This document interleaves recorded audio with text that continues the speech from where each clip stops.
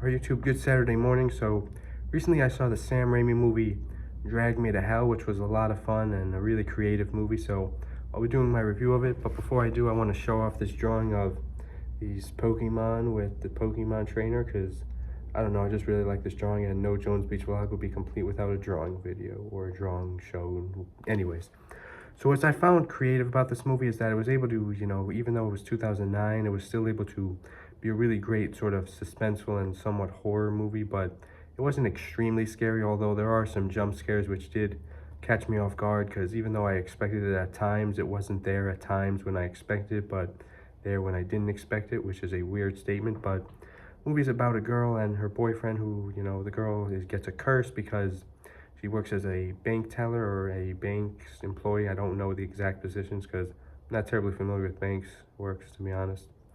But anyways, she gets a curse planted by an old lady who, is really suspicious to begin with, seeing her weird eye. And the movie is sort of, just a fun, sort of gimmicky movie from there. And, I like how it's sort of, able to maintain the PG-13 rating, but still be like such a great horror movie, which I feel like some horror movies rely too much on the R rating, but this didn't, which, although it's like, nearly 17 years old, it's still like, holds up well today. And the characters are really interesting, especially the psychic teller guy we meet later on, but this will be a spoiler-free review, so I'm not going to reveal the ending or too much about the plot. But I will say I really like Sam Raimi's directing style, and I can see some similarities between this movie and his upcoming movie Send Help, which I'm super excited for. And speaking of Sam Raimi movies, unfortunately Spider-Man 4 is apparently an absolute no-go, that he's not directing it whatsoever, so that is a little sad. But at the same time, I have learned to, sort of deal with sort of movie grief by not having Spider-Man 4, but